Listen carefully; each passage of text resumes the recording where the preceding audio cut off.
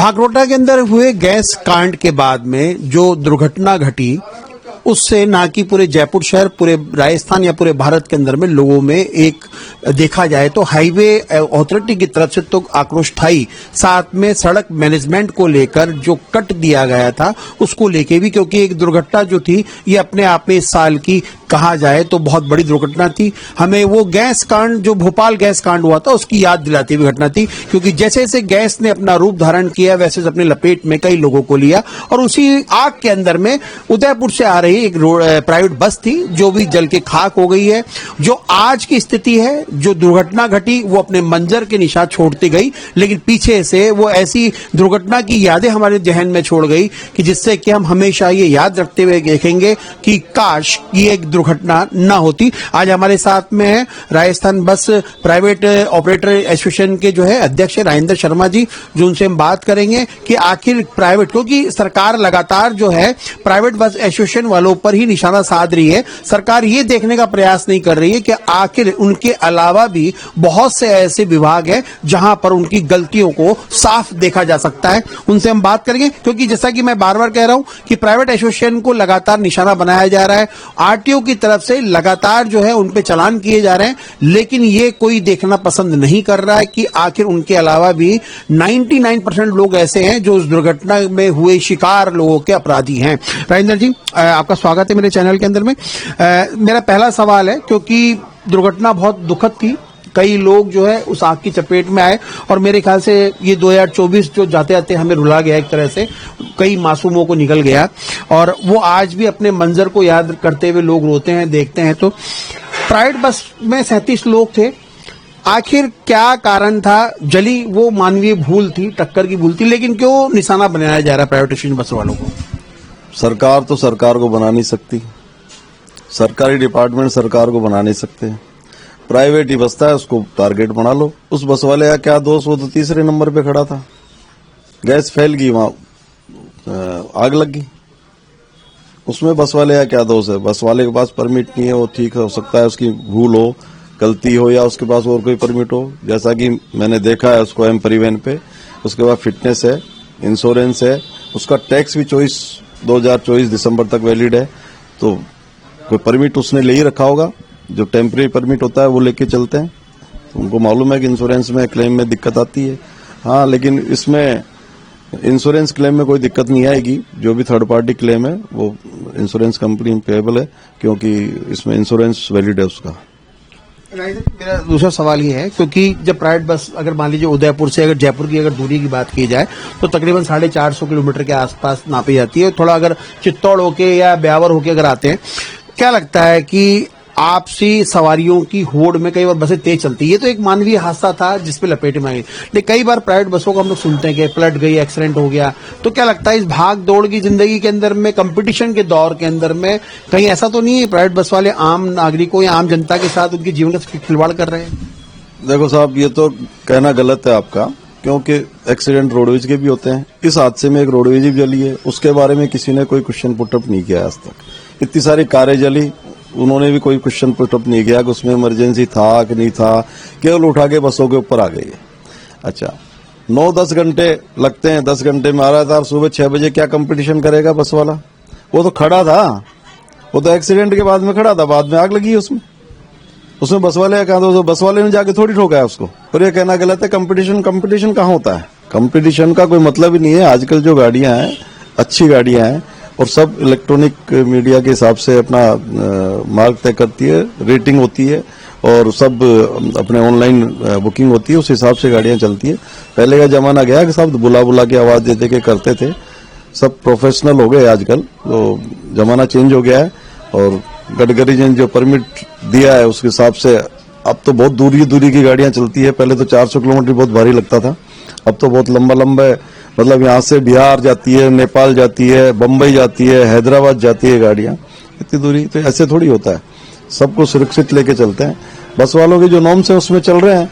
कोई हो सकता है कोई भूल रह गई हो गाड़ी के अंदर, उस भूल से कोई इस एक्सीडेंट का कोई लेना देना नहीं है।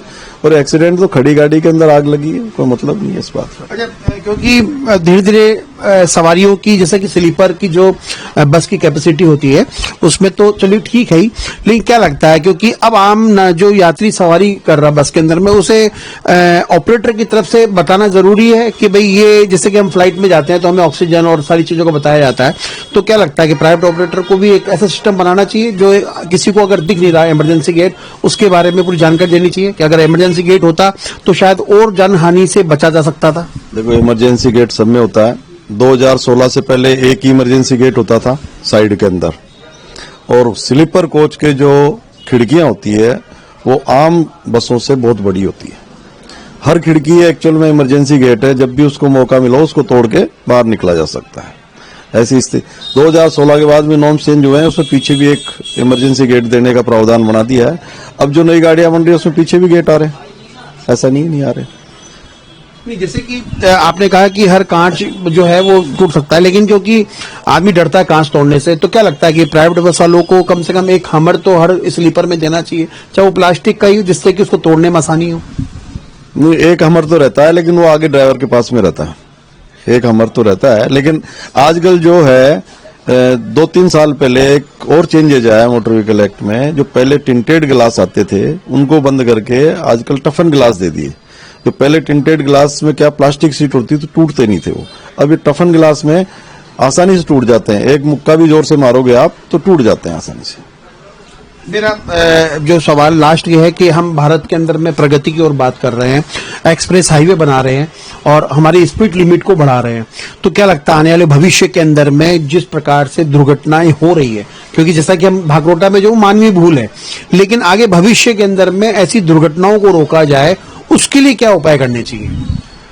पहले तो मैं आपका ये मेरा ऑब्जेक्शन समझो, आप ये कह रहे हो मानवीय भूल है। मानवीय भूल नहीं है, ये सरकार की कमी है कि इन्होंने क्लॉर लीफ नहीं बनाया और पिछले कई सालों से नहीं बनाया। उसकी वजह से वहां आए दिन हादसे होते ही होते हैं। तो वो तो आप गलत है, मानवीय भूल है। मानवीय भूल नहीं है, ये तो सरकार की कमी की वजह से हुई है ये, और ये थोप रही है और लोगों के ऊपर। तो ये तो दिक्कत का ही काम है। और ये जितने भी ब्लैक स्पॉट है इसको सरकार को देखना चाहिए।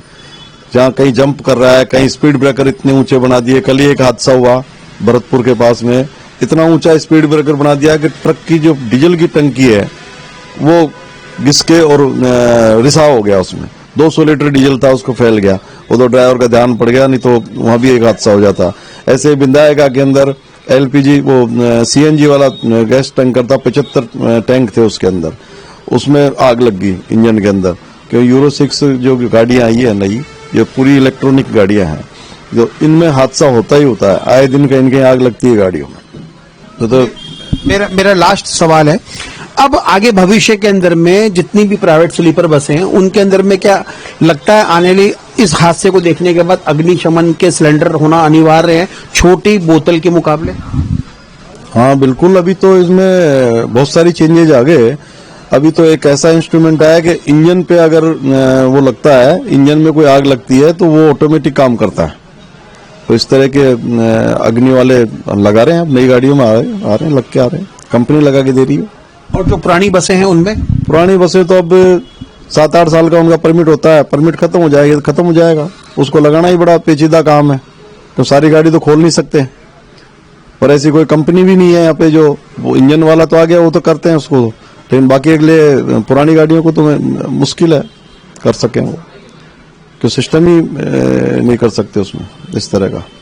तो ये थे राजेंद्र शर्मा जी, जो इनका मानना है कि ये मानवीय भूल नहीं होके ये सरकार की गलतियों का खामियाजा है जो आम लोगों को भुगतना पड़ा है। अगर ब्लैक स्पॉट अगर बंद होते तो शायद ये जो टैंकर है वो ना तो घूमता और ना दूसरा ट्रक उससे भिड़ता और ना ये नोजल टूट के आग लगती। लेकिन क्योंकि ये हमारी, जैसा कि हम बार बार कह रहे हैं, सरकार को कहीं ना कहीं अपना दोष किसी दूसरे पे मंडता दिखाई देता है, इसीलिए ज्यादातर निशाना जो प्राइवेट बस एसोसिएशन प्राइवेट बसों पे लगाया, स्लीपर बसों पे लगाया। उनका मानना था कि गाड़ी का परमिट नहीं था इसीलिए, लेकिन क्योंकि इनका यह भी मानना है कि जो उस बस में यात्री सवार थे वो अगर चाहें तो क्लेम कर सकते हैं, उनके लिए उनको जो उनके मापदंड है वो पूरे करने पड़ेंगे, क्योंकि बस का थर्ड पार्टी इंश्योरेंस होता है।